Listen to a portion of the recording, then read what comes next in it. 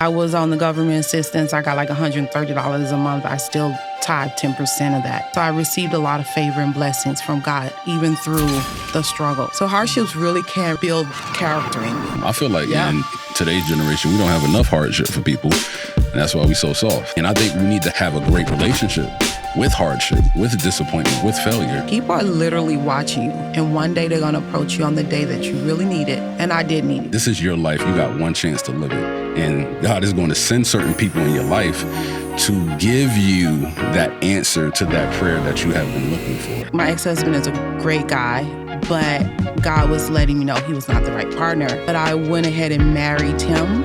Immediately, I understood why God said it, and we went through a separation. At that time, I gave my life to God, and everything changed. What's going on, everybody? Hope all is well. Thank you so much for hopping on board and joining us at Ride the Wave podcast. Jeff and Javvon here. Today's guest is Diana Strickland from Diana Ministries, LLC. I met Diana while I was in line at the food truck, speaking to them about a possible outreach that we're going to do in Morristown, New Jersey, with homeless people. And immediately when I met Diana, I was talking to the owner. The energy and the connection there was really, really great. And I could tell that Diana has a really great story. She's here to share her story a little bit about homelessness and the work that she's working on now within the community. So she's the author of 10 Years Strong. She's known for her community vision board workshops, and she works directly with the vision boards with nonprofit organizations as well. And don't forget, this episode is brought to you by 100% Chiropractic in Rockaway, New Jersey. Their positive culture and personalized care make every visit feel like a step towards true healing. Diana, thank you so much for joining us and being here. Thank you guys so much for having me. Yeah, this is my first interview, so I greatly appreciate the opportunity that you've given me. And I do want to say that when we met at the food truck, I was kind of like, you was talking to the owner, and I kind of was like, you was talking about homelessness. I'm like, wait, I volunteer with homelessness. What do you do? And so that's, how God did it. Was like, we had like a different path, but we just like met up and we made room for God to have us to sit and just have like a moment. The wave keeps rolling. It keeps going. It really does, man, right? It's amazing how our network is sort of formed. People like Diana, when you're working on something quite like this. So, wherever you want to start, tell us a little bit about yourself, where you're from, your journey. Okay, sure. I am from Birmingham, Alabama. Raised there, also lived in Oklahoma City and Illinois. And I've been in New Jersey for about 20 plus years, a little over 20 years. So that's a little bit about myself. Yeah, absolutely. Wow. Well, let's start here. When it comes to your relationship with Christ, because you're a Christian, shout out to you. Yeah, right? Shout out to God. Exactly. So how has Christ shaped your walk within your life? Right? Like start there. Like when was it where you accepted Christ as your Lord and Savior? Yeah. And how did that dictate the trajectory of your life moving forward? Awesome. Okay, so I was married. My ex-husband moved me here from Illinois, and we were immediately, it's like a bad marriage. Like I kind of knew that before getting married, but I forced it to happen. And my ex-husband is a great guy, but God was letting me know he was not the right partner. But I went ahead and married him, and immediately I understood why God said it, and we went through a separation, and then I gave my life to God. And I was like, okay, Lord, I'm like tired of me. I'm tired of all the bad decisions that I'm making. Yeah. So at that time, I gave my life to God, and everything changed, like for the good. Like God moved me, we separated, and he went my ex-husband went his separate way. And I moved my separate way, got my own apartment, got approved, got 2 new jobs, one in real estate and one in hospitality. I was working 2 full-time jobs. I had a brand new car. Yeah. I went to Jamaica for the first time. Let's Like go. God was helping me develop relationships. I found a new church. So like everything was really beautiful. My walk with God is extremely important, just for day to day in every aspect. So yeah. That's great. But you yourself went through some hard times and had some experiences with homelessness. Do you mind sharing Yeah. just a little bit about Oh yeah, your walk that way? absolutely. Yeah. So I became homeless around the Great Recession. Okay. Recession. And that was 2008. Like 2008, yeah, Okay. exactly.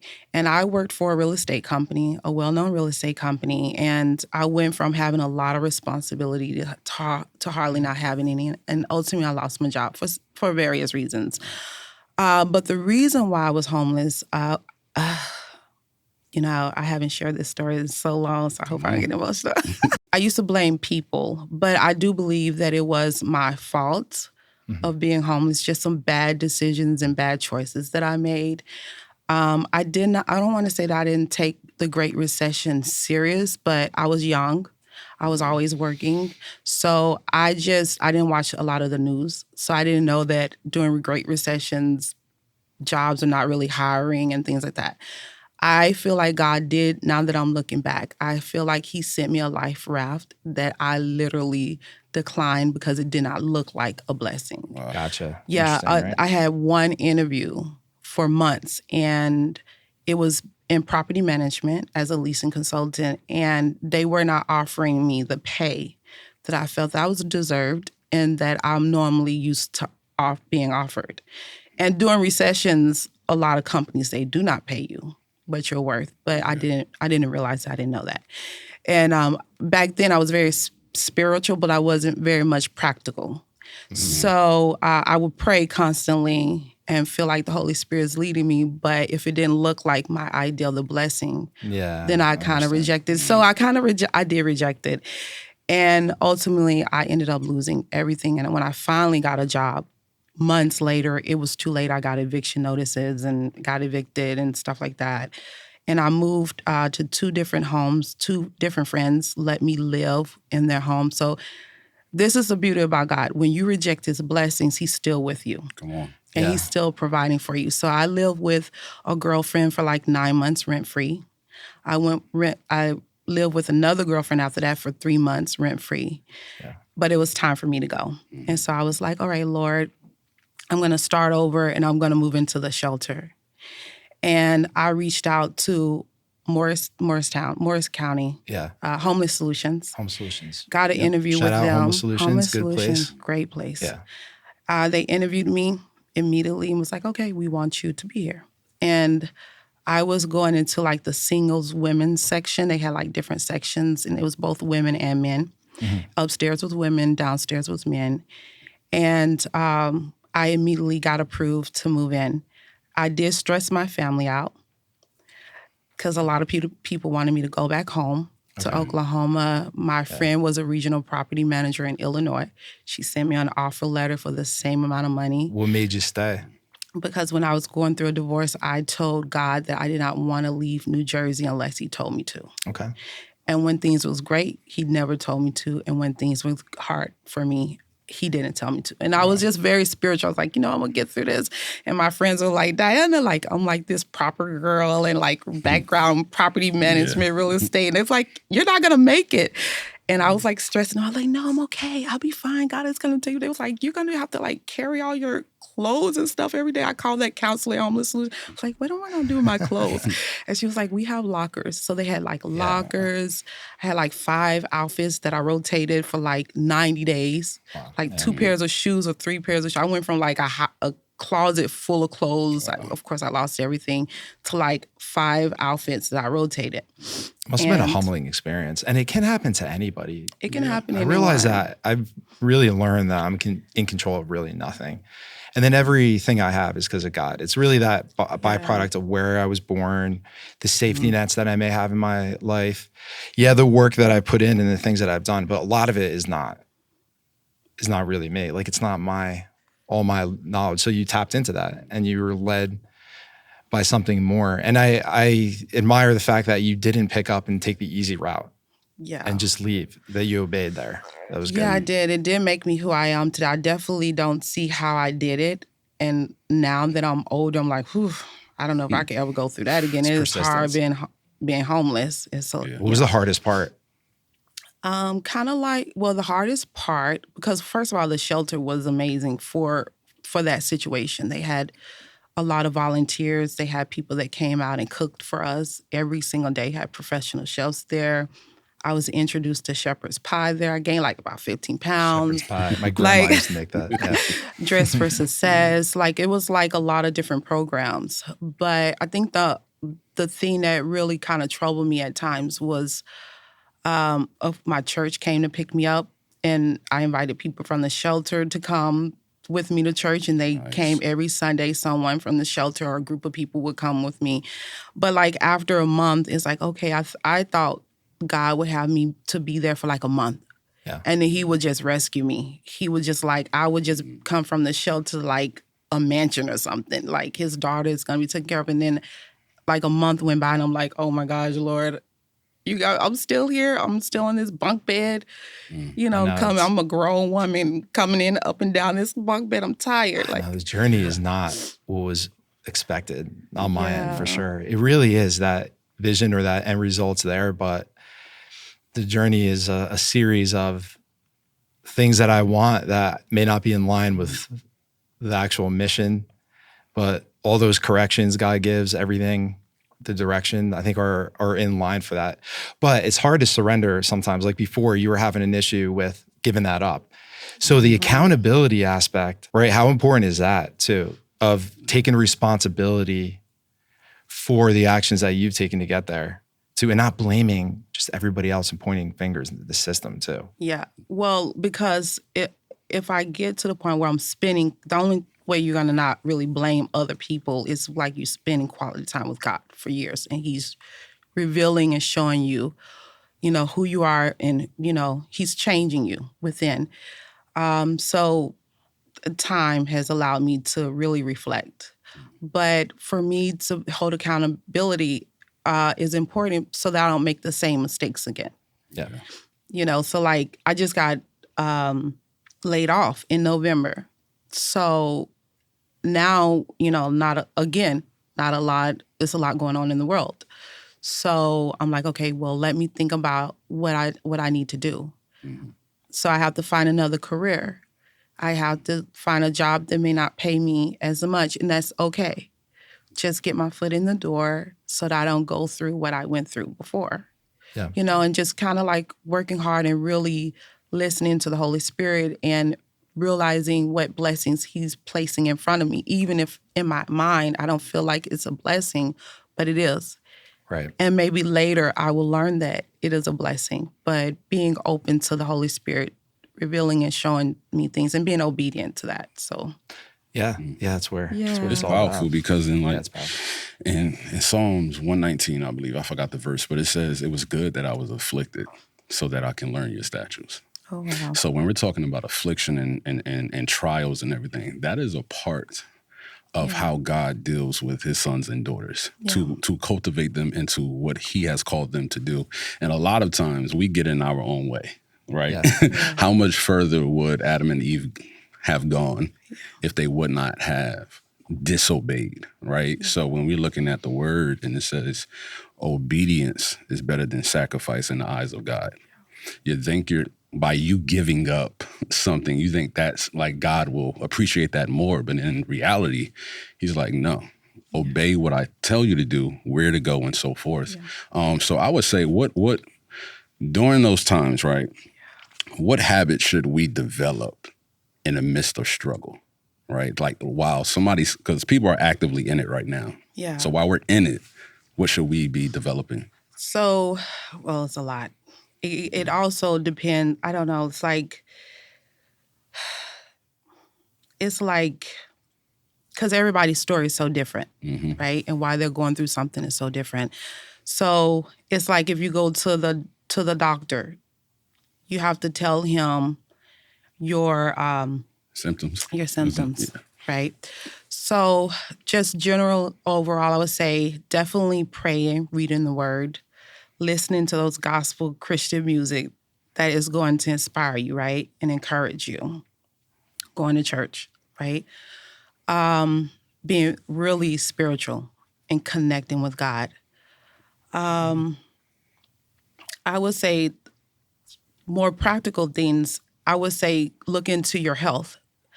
I just found out that I'm anemic, extreme anemic. So I have to get iron infusions. Yeah. I just found that out like the last 7 years. And I thought my first rounds, I was good and I'll be fine for a while. But I learned to have fibroids. So I have to continue to get them until I get that resolved. But my doctor said I've been for many years. So it's possible that I've been anemic when I was homeless, even before then. So a lot of time, so I didn't know that.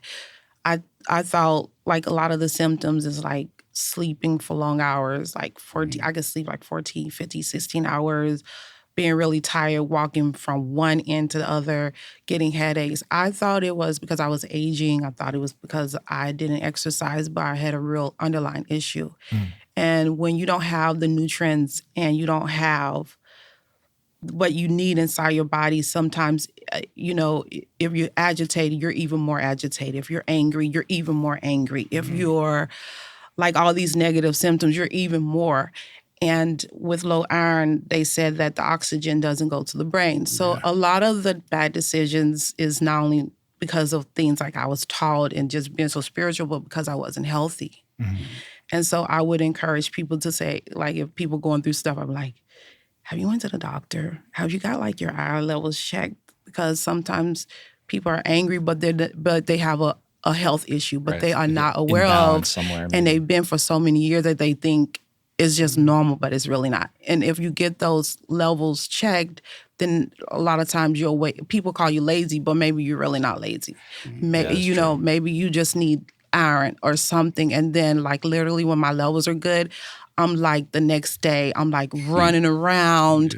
I get up early in the morning, even if I don't have anything to do. I'm like, oh, what can I do today? So I would say trying to be healthy and go into the doctors. If a lot of the shelters and stuff could incorporate like, hey, it's like mandatory. We need to send you like to the hospital, everybody in a group. That makes sense. The Wavemaker mentorship program for Wave riders that come on board, the first thing is health. Yeah. To make sure that, all right, is there any medications? Because you have to have your energy too to endure some of these things. Exactly. And when you're going through hardships, you do. So anyway, I would say physiology that first. Yeah.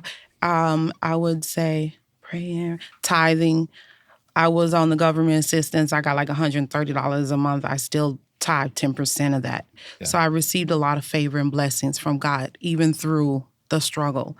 I almost was getting, I was favored, but anyway, and everybody around me was blessed. So health. What about the vision board aspect of, is that a calling? Do you feel, so how does your work tie into doing that? The workshops, if you want to go into how you're inspiring people to get to their vision, because that's really important. Yeah. If you could lead somebody to their purpose or their vision, that adds a whole different aspect to the game of life when you have that in your heart. Oh, yeah. Yeah, it's also biblical. I forgot how you pronounce this. Habakkuk. Oh, Lord, I'm so sorry. Do you know that, Javvon? Yeah, Habakkuk 2 and 2. Yeah, exactly. Like write the vision down. So what's that? It's, it's write the vision down and make it plain.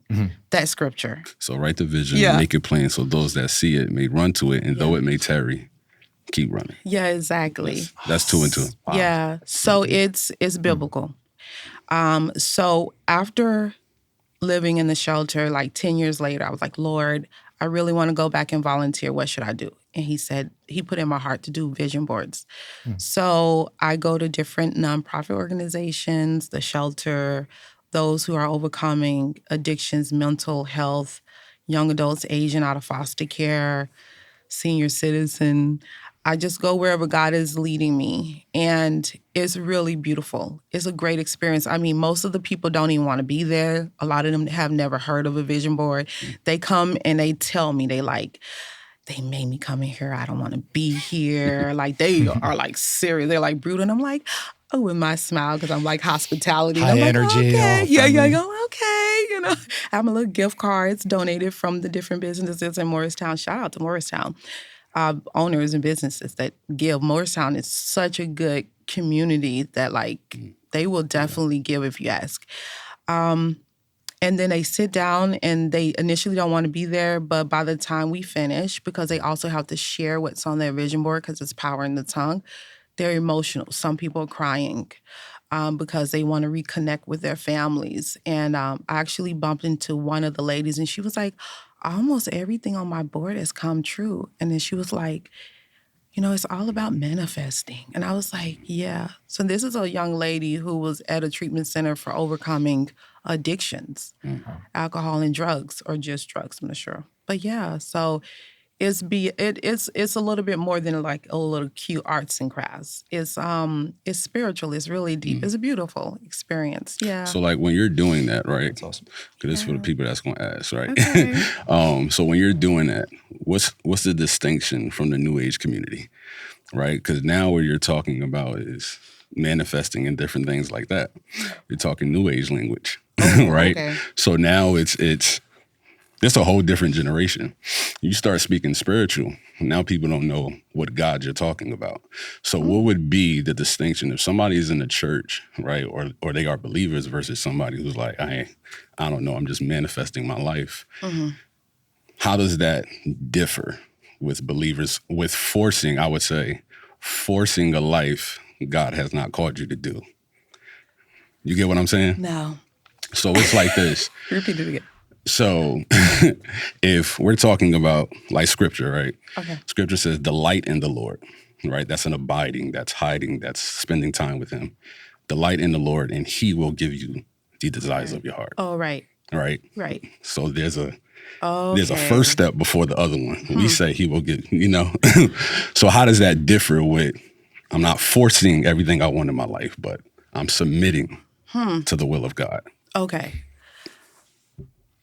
Or is it an overlap in interesting. language, really? You know how energy is used, but spirit? Sometimes I'll replace it there with a word and you utilize energy as spirit. But because the path is to the person, with us, we don't want to deter anybody. We want to educate them. But manifest, they could still be somebody who is a Christian or something like that. They just might use that term as a filler. Okay, so In some cases, I don't know. I'm just thinking out basically loud. it's like you having faith that the things that you want and desire that you put on your board is going to come to pass, right? Right. You don't have to be a Christian for that to happen. God does not say you have to be a Christian to have faith and he'll bless you. God says he reigns on the just and the unjust, right? He blesses people. So if you have faith and you write down it just happens to be that when I am a Christian woman, the ministry I'm doing is God-like, is Christ-like. But I'm bringing God in a subtle way to the environment. Yeah, but it's like in not an like indirect it very much sense. Because if I don't have anything and I go into the vision, that could be a way or a process, even though there might not be talk up front, to lead somebody indirectly to their faith. Because if you birth out their vision there, that's a part of that process that may not resonate if you're real direct with scripture, because that person may have had a bad taste in their mouth. Maybe somebody who was Christian did something that rubbed them the wrong way, or they just have something in their mind for it. Well, like when I do the workshops, like I can't be like, oh, I'm Christian and da-da-da. Like I don't do any of that. I just naturally am who I am. Right. I just bring the boards and they put whatever they want that's positive on their board. Yeah. Whatever their faith is, whatever walk they have. Yeah. If they're Christian or not, if they're Muslim, it doesn't even matter. Yeah. And that's like the university is open to the person, really, to being able to there. And I feel like those type of things and the Wavemaker programs, and they'll be able to create roadmaps that'll birth out that process and then later lead to spirit right there. Yeah. So I think that everybody has a certain mission there along each step of the process. And sometimes those principles are embedded indirectly in various programs and books and I mean, we Things could like definitely. that. I'm just here. I know to, like, Javon's not going to listen, agree with I'm just everything. here. I'm on an You start assignment. talking about spirit Yeah. And when realms, you're I'm on a, getting Yeah, I know and when Javon's not going to agree with it. whenever you're on but- assignment with That's God, okay. right? Everybody has a different wherever God is sending them. Right. I feel like it's especially my what- assignment. Yeah. Whatever your assignment is. For me, it's just to go to these facilities and That's your role. and let them do something that is a fun way for them to think about their present and their future. Because a lot of them, they just don't have hope. Yeah. I don't care what your faith is. You may not even have any. You may not even have God at all. No capacity. You just are a walk-in person that's just kind of like a zombie almost like. And I'm being real. I remember I went to the shelter and this lady was, because before you go to the shelter, before you go to a treatment center, you've lived a life of some kind of struggle or something before you even get down there. Okay. You went through some stuff. The lady, she was like putting on her board and she was thinking out loud. She's like, oh my gosh, I haven't thought about the things I wanted to do in so long. I haven't thought about like my dreams and hopes in so long. So it just gives them a time to like just be present. Yeah. Just kind of like calm down a little bit and peace and quiet. And some people, they're like, I can't sit here and just do this and just be still. But Yeah.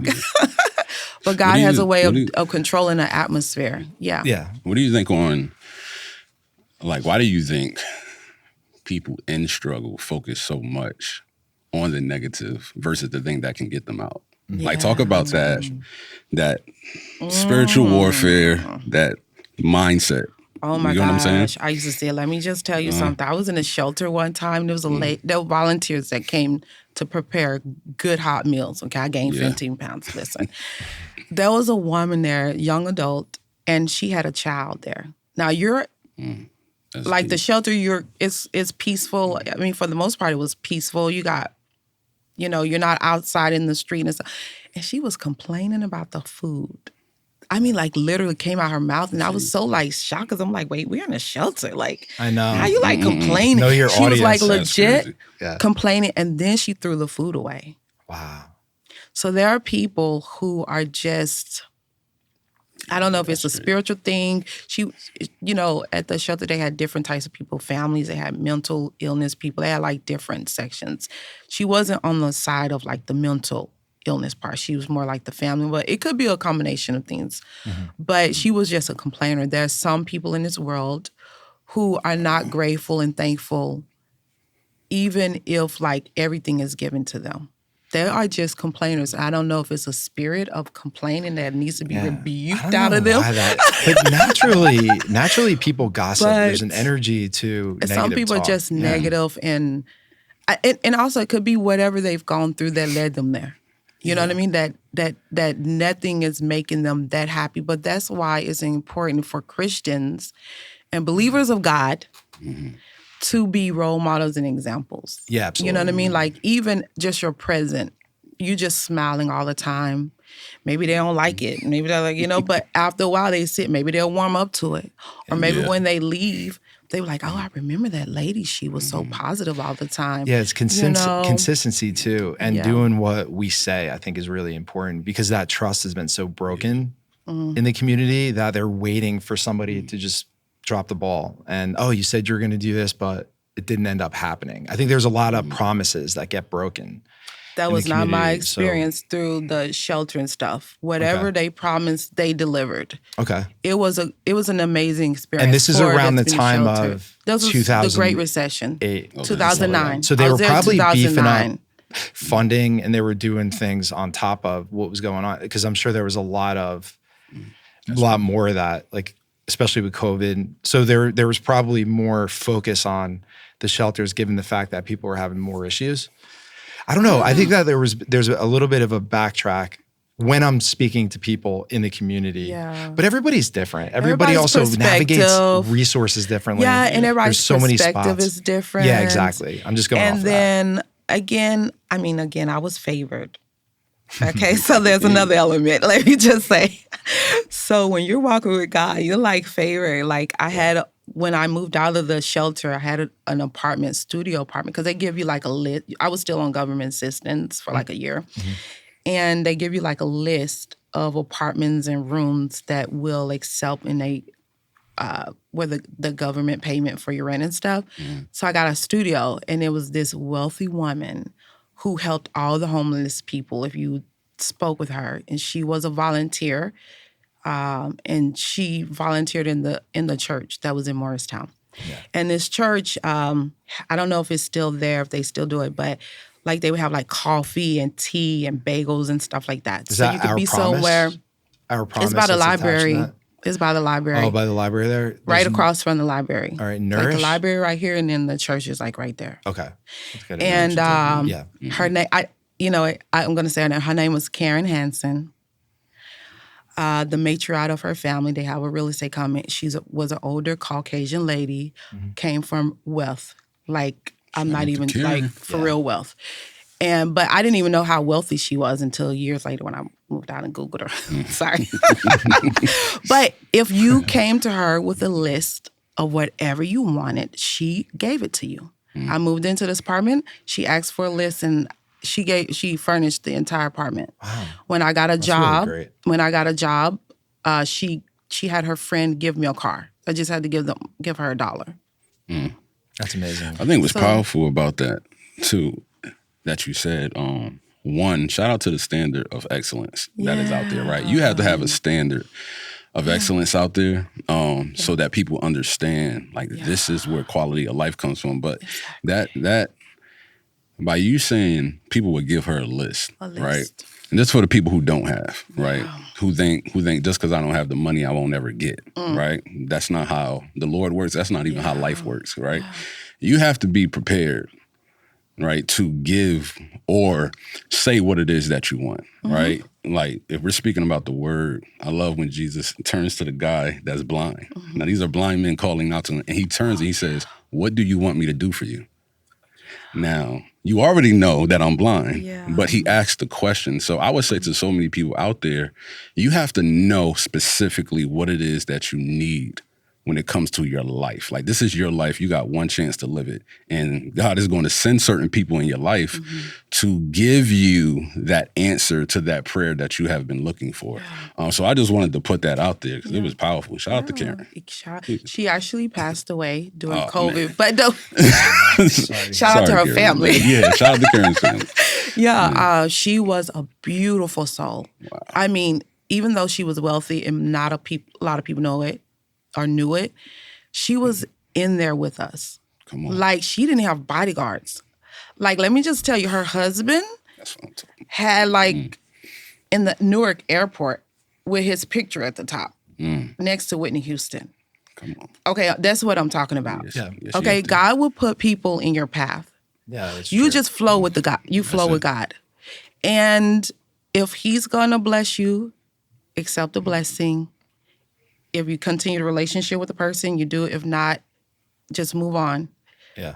Be open to God's blessings and what he gives to you and who he puts in your path. I think there was a reason why you were standing next to me and we met each other. Yeah. And we're sitting here right now. Yeah. From a normal hello interaction. And me being all to in your a couple business. Weeks later, sitting here with these headphones on, talking through a mic to an audience. It's interesting. Yeah.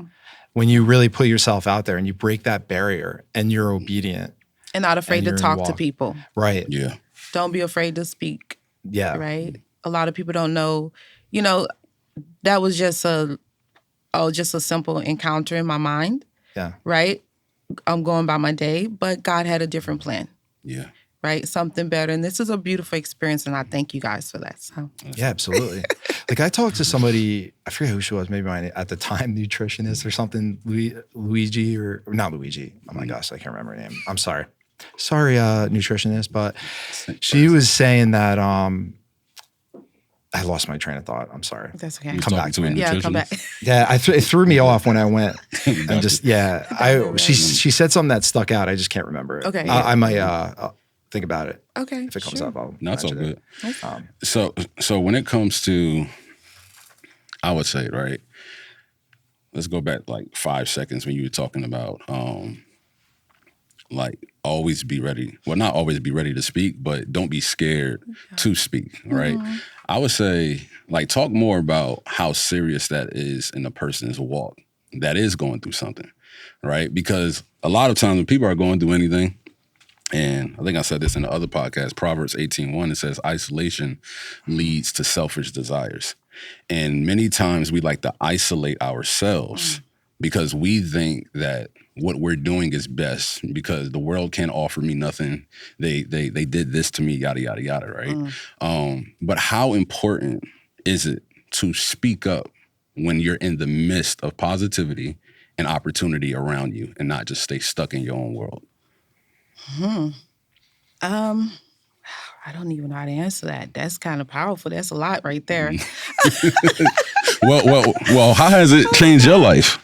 To speak? Right? Well, I'm always talking. Mm-hmm. So God knows everybody. He knows your personality. He knows if you are quiet. He knows you, right?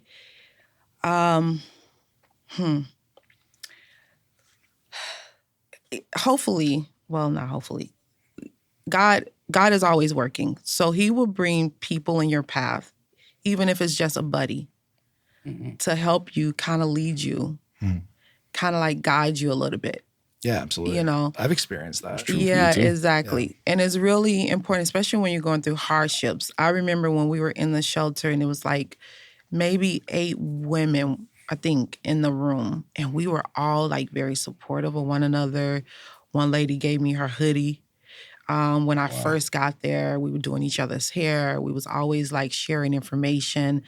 But then like, you know, even with this big group, maybe a small select of us will like gravitate to this core, a couple of people and then the other. So it's always good to buddy up with someone.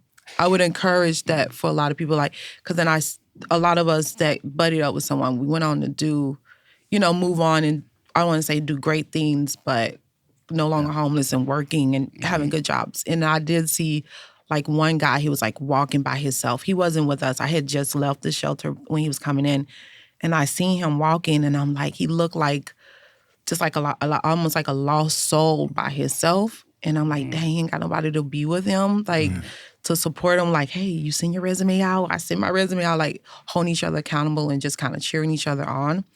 When we first met, that, to go back to Javvon's, when he mentioned positivity, there's a reason why, too, for Wavemaker principles, the first principle is radiate positivity. Yeah. You were doing that when I met you, and I feel like we were in that mode, and that's what allowed us to connect and to be able to speak to that. So when you're radiating that positivity, you seem to be doing that principle. How has that benefited your life? Does that attract more people to you? And it's contagious, right? Because this day and age, I feel like that is lacking. Sure is. And people need that skill. Yeah. Is it a skill? I think it's a skill. I think it's an emotional intelligence skill. It's a radiate positivity. And you could put yourself into that state. I think there's a process and there's a formula to it that we're working on. It is good to be positive. When I was working for the insurance company before I got laid off, I was their receptionist. And I was like, after COVID, I was like, I'm going to be the best. Because I had like a year or two just chilling. I was one of those people that was getting like the unemployment. It was amazing. But then I took myself off and I started working again. And I was like, I have a different type of mindset, appreciation for work, ethic. I'm coming to work on time. I'm coming early. And I wasn't always like this. I was that girl that had potential. Yeah. But I was not living up to that always. I was really inconsistent. But this time I'm like, yo, I'm winning. I am going to come. I'm going to be the best receptionist. I'm smiling when people are coming in. Right. I'm getting there early, on time for work. I'm walking around green. I'm asking, is there like any projects I can do to help? Now I'm getting bored. I've been there like a year. I need to move on with my life, right? And I'm about to make a decision to leave this job because I've outgrown it. Yeah. Like I just wanted to start, a place to start. I'm on a Friday. I'm in the break room. A VP, walks up to me and says, Diana, what's your plans? And that day I was completely bored. I mean, I think I was like checked out. She was like, what's your plan? I was so checked out. I looked at her, a VP. I was like, I don't know. And she was like, well, she's like, what's your plans? I said, I don't know.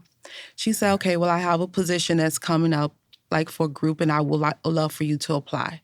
She said, I like how you interact with people. Yeah. So she was watching me. I did not know I was being watched. So when you are positive, smile and greet, it's very simple and just wake up every day and do it. I started to dress different. I started dressing like I was an executive. I don't know. I was just trying to be in a different dress the mindset. part. I dress what I wanted to come to me. Right? Like what I want to be, I'm going to dress. I'm going to manifest that. And she came to me, she approached me, and she's selling me on a position that I am going to get more money on, weekends off, like I'm no longer going to be bored. And then I said yes to it. And she was pushing for me. Wow. She didn't know my resume. She didn't know what I qualified for.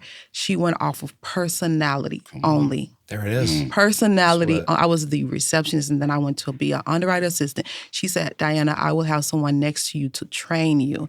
I didn't even think of insurance. I never thought about doing insurance. I didn't go to school for this. It was not like I want to be in insurance. But they taught me, and I did pretty good for 2 years. There it is, people. Positivity, proof. It wins. Yeah, it does. That's true. And it sets you aside these days. Yeah. If you're somebody that's a good worker, you're focused, you're doing good works, and you're positive, that radiate positivity, that's Ray Marone, my really mentor. NCK Equipment, reason why we're here is he did that in every room. Yeah. Going to get a cup of coffee at Wawa in the morning, just, hey, you had that Philly, really high energy, very polite, and it really rubs off. And he was consistent with it. Yeah. It wasn't fake or consistent. polyamorous. Yeah, it wasn't. no. So that's another thing. Be intentional. Genuine. And being intentional. There you go. Every day when I got up in the morning, I was very Conscious intentional. Connections. I even Conscious prayed connections. at nighttime. I was like, Lord, help me to be the best receptionist. Yeah. So then I That's was good. able to come to be the best. And I didn't know she was watching me.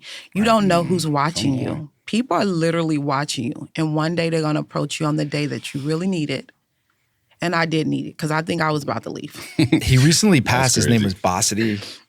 He was a CEO when my mom for 30 years worked at Honeywell in Morristown. It was Allied Signal prior. He was a great man. He recently passed, but he had the type of culture that was that family orientated to the next level, like, plays, and for Christmas, just a big play that's missing a little bit, which is sad. It's too bad that that's been taken out of cultures. I mean, it exists to some points, but when you see it to that extent, it could exist. It's amazing. Something that's powerful too that you're talking about is, and I want the audience to hear this, right?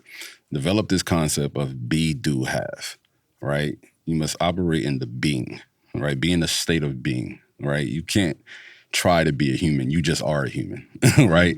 And once you be, then you'll do, then you'll have. And I think what you're saying is powerful, Diana, because a lot of times, right, when it comes to our gift, right, let's just say we're all operating in our gift. The word says that your gift will make room for you, right? But that just gets you in the door. But there's times where if your character isn't developed, right, your gift can only take you but so far. But your character will get you out of what the Lord has promised you because you weren't able to develop that personal development, that spiritual development, right? Yeah. It's not just about talent and gifting and different things like that, but how well can you make your bed when you get up, right? Like how well do you treat people? At your current job right now, right, are you acting as the CEO? Because the truth of the matter is you are acting as if you owned the business. Like if this is my desk or this is where I'm at for 8 hours, I'm going to own this thing. And the people that are in leadership, they know leaders. Yeah. You get what I'm saying? Yeah. And you are now an asset to where it is that you're stationed at, which goes into this thing is talk about the purpose of transition and how powerful that is. Because there's times where we're grace for certain seasons, but once that grace leaves, you cannot stay there or you're going to die. Wow, your grace is all the way over there down the street at another location, but you're so stuck to what has blessed you in another season that you're not willing to move with the flow of the Lord. You get what I'm saying? So talk about the power of transition. Well, I mean, transition is, it's good. You don't want to always be stuck in the same place. It's always time to move on, right? Is that what you're saying? Like grow and move on? No, so it's important to know that when you feel like that grace is not there. So basically, this is how you know, which you have experienced. There probably was a time where you felt like everything was simple and easy to do in a hard situation. Okay. But now, once that grace has lifted, now everything that was easy to do without even a thought, it's now hard to do. And it's a spiritual awakening to understand. I don't belong here anymore. For me, it's like a series of being in sync, and then I'm chasing my tail sometimes. I feel like when the spirit or the faith aspect is falling behind of the works. And I've had to learn that lesson a bit the hard way lately. Yeah. And I realized that in scripture, what he was saying, like, make sure, you casted out a lot of demons in my name, but you were never with me, whatever, not in those exact words. But you can get lost in the works. And even if doing good works, if I'm not going back to the manual, if I'm not meditating, if I'm not spending that time, I really do feel out of sync. I'll have old thoughts that I had from a long time because I feel like a different person since I received the Spirit 3 years ago. As you should. I can't even relate to my past self there. So yeah, I think that there is an aspect of that too. To be, like you said, intentional. And being conscious. And I'm more so now just kind of like, I'm always praying like, Lord, like I'm always talking to God. Like sometimes I'm saying, Lord, sometimes I'm like I'm like, and He knows our hearts, right? And He knows when we're tired of something. Like He like brought the lady to me and stuff like that. But I'm praying for the most part. Like I'm ready to go, Lord. Can you open another door for me? Yeah. Sometimes to help me to stay longer because I'm supposed to be there longer. Yeah. I asked God for a new car. I'm still driving my older car. But I don't have a car note either, though. So I'm like, so it's time to replace it. It'll be time. But it's always good to just continue with your connection with God because He's always going to lead you and He's always going to tell you, no, you need to stay for a little bit here. And I'm hoping, I hope the grace don't ever leave. I don't know. It's like, I don't know what I'll do without God's grace upon my life. Like, even with my bad choices, like I need you. I need that. Yeah. I hope it never. I hope. So it's like certain. Like never. So it's like, let's go to Abram. Okay. He told him to leave his homeland. Okay. Now, if he would have never left, the grace of God would not be upon his life the way that we're now here because of his decision. Yeah, right? Exactly. I understand. So you have to know, like, bro, He is telling you to move. Exactly. And it's for your safety. There you go. A lot of times when He tells you to move, it's because it's your safety. But if He tells you to stay, it could be your safety too. I also get that actions matter. So if He didn't decide that, humanity would have been completely different. So knowing that your actions do affect other people, I can never really scale back on this because I realize that it could be our legacy essentially. And it could really be something that's great. It's going to be something that's great because we're never going to stop. We're going to, right, Javvon? We're going, taking this to the max and we have great support. And I think that it's important to do that. But like we're talking about, anytime I'm off, I mentioned it a bunch of times, I'm off. It's me being off of faith at this point. That's what I've stepped into when it comes to that. That definitely does, I think, gauge everything else that I do. It's like the compass. So being sensitive to that, Diana, I want to speak on this. At what point in your life did the book come about? 10 Years Strong, right? Yeah. That's what point, the starting point, or whatever happened in your life. Talk about what led up to the book. Stuff like that. Sure. So I'm an author of 3 published books. My first 2 books are poetry books. So actually when I moved into shelter, I had just finished publishing a book. And we were actually in the marketing phase. And I was on the Daily Record. They did I think a 2-page article on me because I just moved into the shelter. So it's like, this author was in the shelter. It just so happened to be, I didn't plan that. So I was already an author, but 10 Years Strong came about 10 years after the shelter God put in my heart, and I wanted to write a biography about my walk with God for 10 years. So that's what it's essentially about. It's about my choices and decisions and things that have happened before the shelter, during the shelter, after the shelter. And hopefully I'll have a continuance book, another book, a continuance of that book, 10 Years Strong. So yeah, it was just like after I was just like, I need to write about God's grace and his mercy and our perfect provisions, the safety, just everything. It was just like a lot of stuff that had been happening in 10 years, and I need to write about it. It's like essentially my testimony in a book. Do you think that was a form of healing? It can be, absolutely. Like, I would read it and start crying because, some of the people are no longer in my life. Wow. And like Miss Karen Hansen and a lot of the relationships that I built and had at the shelter, and just like some of the things that I had experienced in the shelters, like just getting so emotional, like, wow, Lord, like you was really with me. Like I had 5 outfits for 3 months. Yeah. Like it's just beyond that. I'm only kidding, but just just looking back, because you're so removed from your emotions from that point. God has just moved you on. Like when you're walking with God, you just move on in life. Yeah. Like you're not stuck in that pain anymore, at least for me. And he's healed just over time. But then I read the book and I'm like, wow. Or when I was writing it, it was really emotional. So definitely, you always should be journaling and writing stuff down. That's definitely part of healing. Yeah. No, that's powerful because it's. Let me ask this before I say it. Were you always an author, like a writer? I always wanted to be. Okay, you got you. I always wanted to be, and I just did it. My first was these first 2 books of 50 poems. And once I see that I had it in me to self-publish them, I was like, okay, well, I could do a bigger book. Yeah. So it's not really testing the waters, but sometimes when you're starting off with something, you start off really small.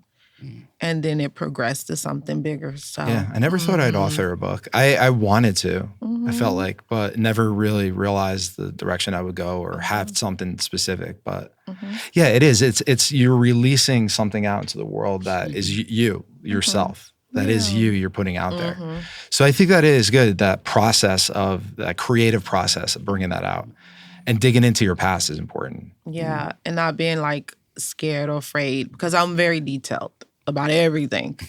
So it's like some things dang, you should be embarrassed that you even mentioned that. But it could help someone. Yeah. That could be ashamed of going through embarrassment or going through something that they never thought that they would have to deal with.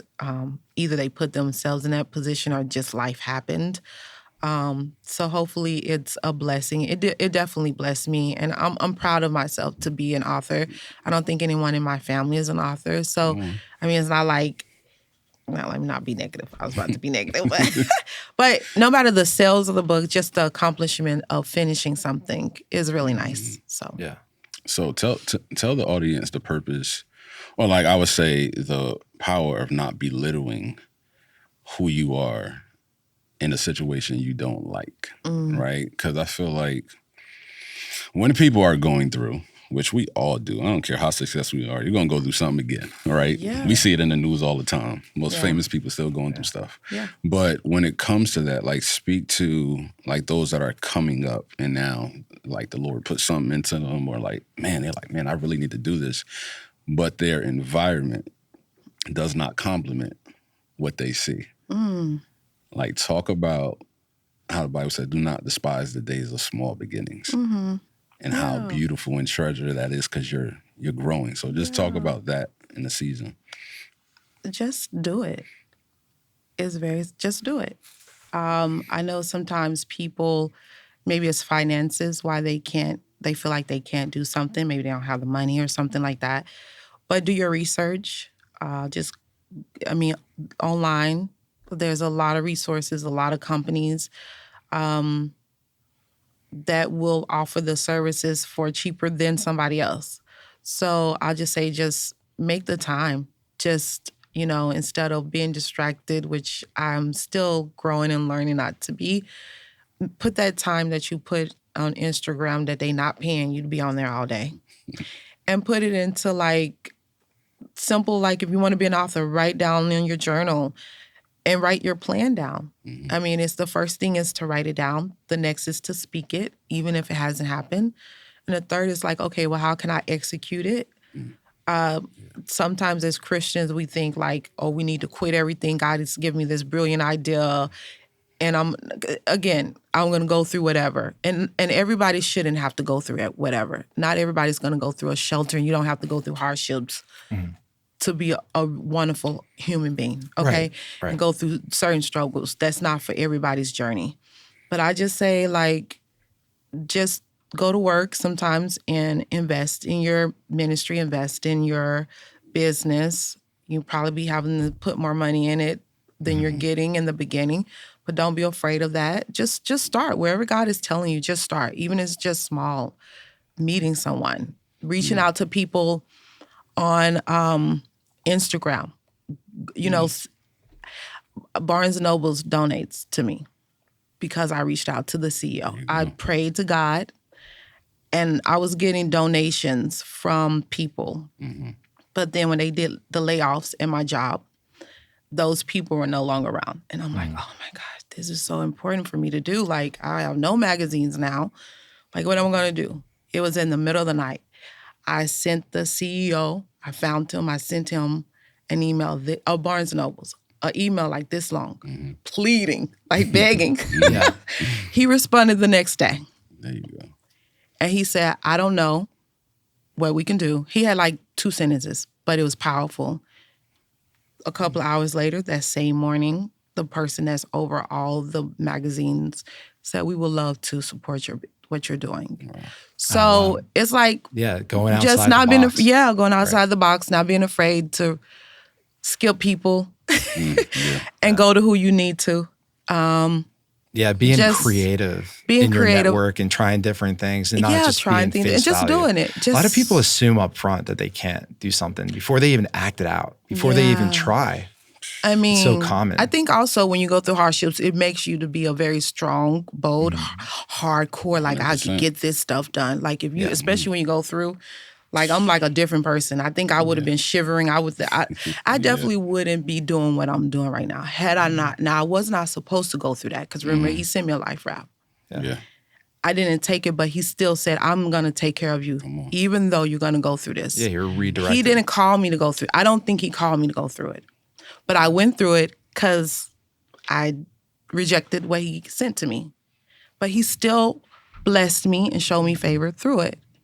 And because of that, I'm more of a speaker. I'm more of a person who doesn't play that and will. So hardships really can really build character in you. I honestly think it's needed.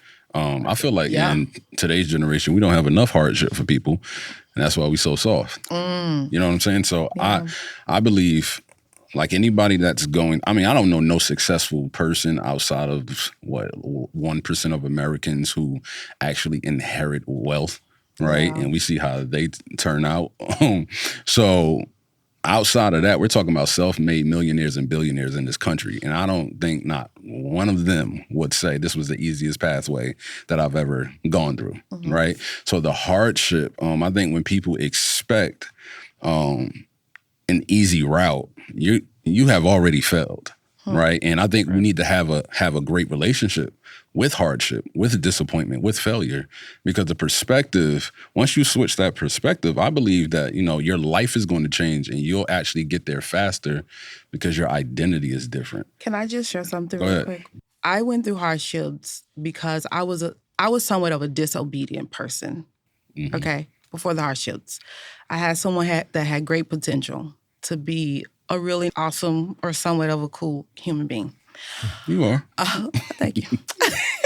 It's God in me. If you see anything, the Erica Campbell new song, it's the God in me. Hey, no. So I do feel like a part of me says, yes, I was supposed to go through it because I was just so disobedient, like at times, and making so many choices of my own, just making bad choices. I mean, I'm still working on that, and God's working on it.